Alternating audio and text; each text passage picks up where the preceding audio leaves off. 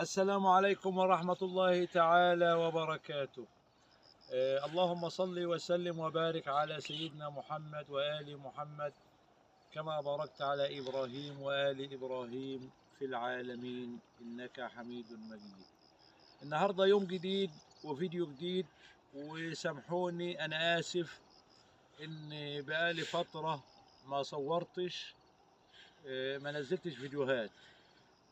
طبعا دي الاجواء بتاعتنا الريفيه الجميله زي ما انتم شايفين وحضراتكم شايفين الاجواء بتاعتنا ديت، والريف المصري الجميل. احنا رحنا النهارده، تعالى يا اسلام نبص على ارضنا ونتكلم معاكم شويه. زي ما انتم شايفين الارض اللي انا ماشي فيها ديت برسيم بلدي، برسيم من بتاعنا البلدي. طبعا دي علف للمواشي زي ما انتم حضراتكم عارفين. ودي طبعا احنا داخلين دلوقتي على ارضنا، هو ده القمح اللي زرعه متاخر اهو، وادي الفول اللي انا كنت زرعه مصور فيديو عليه زي ما انتم شايفين كده. طبعا وده توم برضو نفس النظام، ده توم اهو. بنلقي نظره على طبعا القمح زي ما انتم شايفين عطشان اهو وعايز يتروى اهو. الارض شرائي عايزه ميه، فان شاء الله النهارده او بكره بالكتير بس تيجي الميه باذن الله هنعلق عليه. وطبعا ما سامحوني ان انا ما نزلتش فيديوهات بقالي فتره، فالنهارده زي ما انتم شايفين بننزل الفيديو الجديد ده. وطبعا ما تنسوناش باللايك والشير والحاجات الجميله بتاعتكم ديت. وسامحوني على ان مقصر شويه في عدم نزول فيديوهات، بس ان شاء الله ربنا ييسر الامور. احنا شغالين في البطاطس زي ما انتم عارفين، والبطاطس والله بقت بتراب الفلوس. النهارده يوم 18 فبراير، 18 فبراير البطاطس النهارده بقت ب4 جنيه يا جماعه. ب4 جنيه، معنى ان هي نزلت ب4 جنيه معناته ان ما بتجيبش التكلفه بتاعتها خالص، والفلاح الله يعوض عليه. كنا مستنيين الانتاج والانتاج جه، لما الانتاج جه السعر نزل. في اول السنه ما كانش فيه انتاج، والوقت بقى فيه انتاج والسعر ما فيش. ودي طبعا زي ما انتم شايفين القمح اهوت عطشان وعايز ميه. وطبعا اسلام اللي بيصورني، فانا هاخد منه التليفون عشان اصور اهوت منه شويه، عشان اخش في الارض كده واوريكم الارض اهي باين عليها الصفارة اهوت من العطش. ده طبعا تأثير مننا. والله ما احنا فاضيين خالص وبنجري على لقمة عيشنا، وربنا يعيننا ويعينكم ويعين كل واحد على رزقه يا رب. فهي غصب عننا زي ما انتم شايفين اهي الاجواء الريفية بتاعتنا اللي بنتكلم عليها. وتقريبا الساعة دلوقتي 5:30 مساء اهي. الشمس خلاص يعني خلاص قربت ان هي تغرب اهي زي ما انتم شايفين اهو. وادي الاجواء الريفية الجميلة والقعدة. وزي ما احنا بنقول الواحد ما بيرتاحش الا في ارضه، ويفضل متابع الزرع بتاعه وارضه يبشرها زي ما انتم شايفين اهي.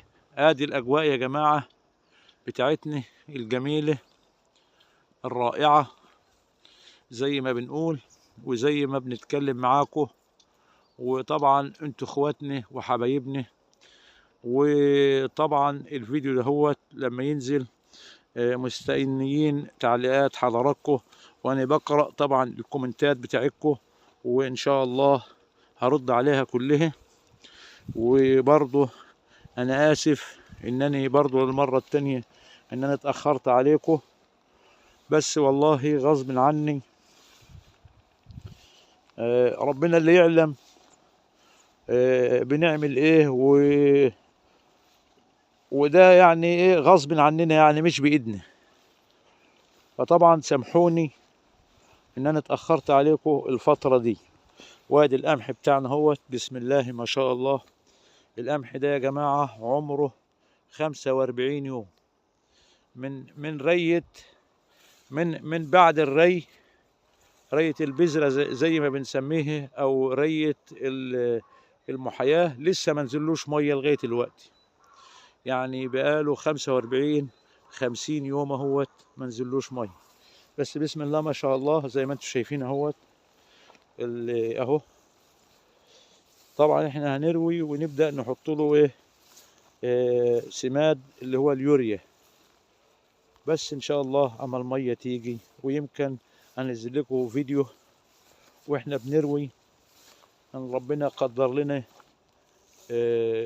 البقاء يعني، ونكون مع حضراتكم وبنشرح لكم الاجواء بتاعتنا هيت. ودي طبعا هنا اسلام اهوت معايا هنا بالفيديو اهوت، بس هو بالكسف مش عايز يظهر في الفيديوهات. وادي زي ما بنقول اهو. والله الناس ده هي يا جماعة البطاطس ممكن تشوفوها هي عن بعيد عن بعد، هي موجودة في الأراضي بيته. والله يعوض على ايه، على أصحابها يا رب. اهو إسلام بيكبر اهو، بيكبر عشان تشوفوا اهي اهي. ايوه ايوه، وإسلام بيكبر لأنني ايه ما بعرفش ايه في اكبر الصورة، فهو كبرها اهوت. وادي الصورة بألف كلمة زي ما بنقول. البطاطس اهي مرمية في الأراضي، الله يعوض على أصحابها يا رب. وادي اهي. طبعا رجع الصورة تاني يا إسلام، صغر اهي.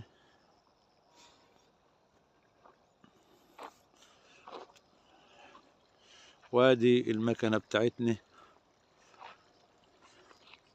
مكنة اللي بنسميها احنا هنا موتوسيكل، او في الاماكن التانية بيسموها دراجة بخارية، او اي اسم تاني بقى اكتبولي في الكومنتات. وادي مكنة الري اهي. دي مكنة ري بتدور للارض عشان تروي بالمية الغمر. وادي انتوا شايفين دي بنسميها عندنا ترعة يا جماعة. المية اهي ماهيش موجود، مفيش مية. وطبعا كل واحد زارع أرضه، اللي زارع بطاطس واللي زارع برسيم واللي زارع، كل واحد زارع أرضه زي ما هو عايز. بزرع الصنف اللي هو يزرعه يعني.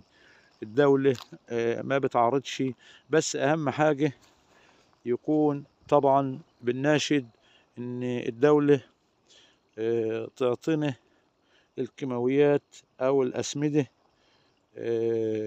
لأن طبعا الكيماوي أو الأسمدة الزراعية ما بتكفيش الأرض، فيا ريت يزودوا لنا الحصة بتاعتها شوية عشان تكفي الأرض والمساحة دي.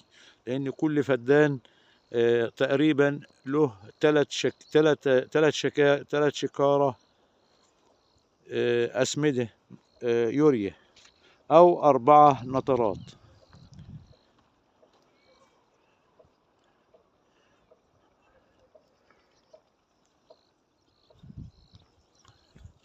وادي زي ما حضراتكم شايفين.